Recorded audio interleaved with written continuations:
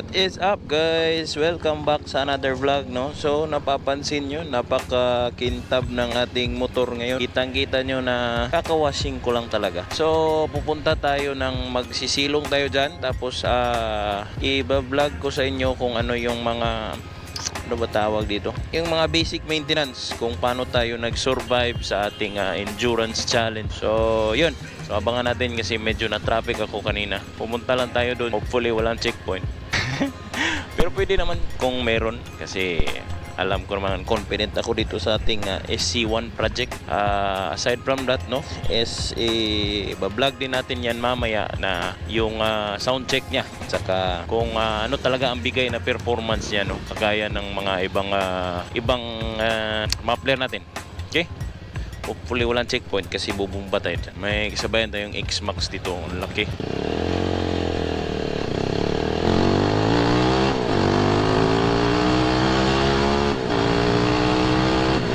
Dito lang tayo guys sa may nagbibenta ng mga malalaking shrimp. Okay. So guys, kita nyo yung GPR natin, no? Diba? Ang kintab-kintab niya, no? Saka yun guys, so ang pag-uusapan natin sa hapong ito ay quick update lang. So yun guys, kitang-kita nyo yan, no? Merong gas-gas na yan, no? Dala yan ng ating mga susi, no, na inilagay sa ating bag at saka ito sa ating tagiliran, no. Wala tayong magawa dyan. Hindi naman ako masyadong masilan. So ito guys, so quick update sa motor na kung paano hindi pumalya na sumali sa kanyang endurance challenge guys, no.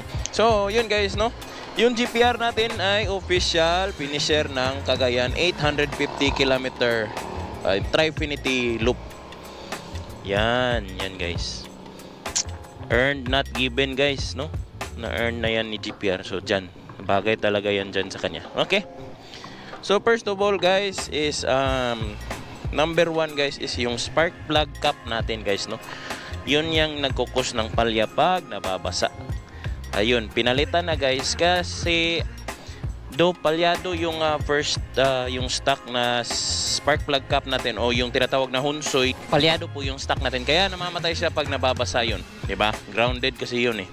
So yun guys, pinalitan ko yun dati 1 year ago doon sa may Usamis pa ako nagtatrabaho. Pinalitan ko na yun eh. Kaso lang guys, yun talaga pag replacement grade lang, hanggang 1 year lang talaga yung kanyang kayang abutin o yung durability ng ating spark plug cap. So yun, pinalitan nyo na guys, palitan nyo yan guys kay para hindi magpapalya yung kwan nyo. Okay?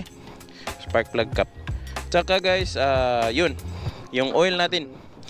Yung oil natin guys is Zik pa rin, no. Yung ginamit ko, hindi ko pa na change oil kasi net testingan ko yung ating oil is brown pa siya, hindi pa maitim. So napakaganda po ng Zik oil, aside na grabe ang mura talaga ng oil na yan. Ika mo 330 lang 1 liter na full synthetic oil na po yan. Zik oil po, no. Just grade 2. Ano ba yung mga certification dyan para sa ating oil? So andyan sa kanya. So swak na swak sa budget siya guys, no. Well recommended ko po sa inyo sa mga GPR users. Kasi pag mineral oil lang po yung ginamit ninyo, madali lang po itong masunog kasi takaw sunog talaga tong GPR natin sa oil, no. So bantayan nyo yan guys kasi pag nasobraan sa mababa yung oil ninyo, nako, sira talaga yung makina nyo guys. Yan talaga ang wag nyong tipirin guys, no. So advice ko sa inyo guys, pag full synthetic guys, hindi gaano siyang masusunog, no. So 2 months or 2 months or 30,000 kilometers po magpalit na po kayo, whichever comes first, no. Either 2 months or 3,000 kilometers. Yun yung advice ko sa inyo guys, mga bagong unit pa dyan, no, yung bagong GPR users. So yan yung gagawin ninyo para hindi magka-sira-sira o aberya yung mga makina ninyo, no. Okay, kala ko may tagas ng fork seal ko, perfect pa naman.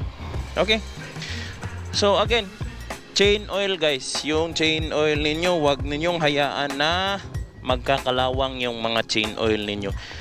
lalong-lalo na pag galing kayo ng washing, no? Pag nagpa-washing kayo kasi binubombahan po 'yan ng tubig, so mawawala yung lubrication niya. So dapat ninyong ipapalo up 'yan. Uy. Tangina. Ba't ang luwag na ng chain ko? Teka. Ayan. Ayan. Ay, kailangan na pala to ng adjustment na naman. Kaya pala may naririnig na akong tunog na lumalagitik. Pero anyway, okay pa yan guys. I-adjust ko lang yan. Ako na bahala dyan. Oh, so yun guys, lubrication once a week lang.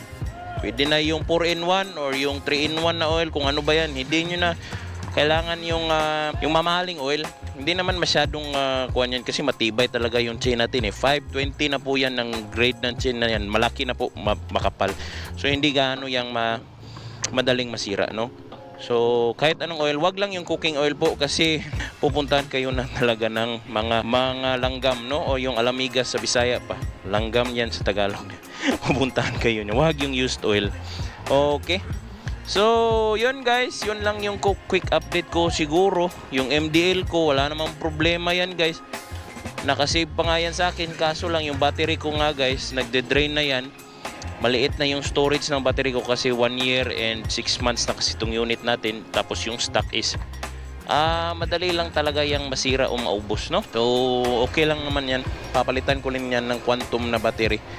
Tapos yun na guys, yung sound check na lang natin sa huli itong ating muffler.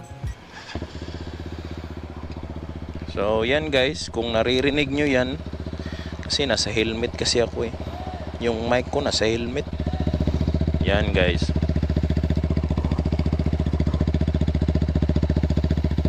Yan yung tunog niya sa idol guys, no? So ating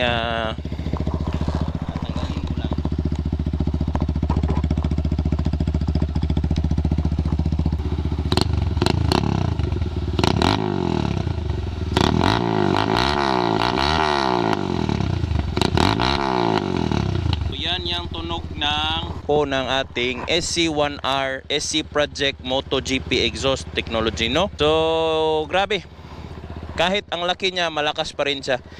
Tapos swak na swak po siya sa LTO decibel meter natin, no? Kasi nasa around 97 decibel lang po to. Hindi po ito bawal. Okay, nasa previous vlog ko po yung yung decibel check natin nito. Okay.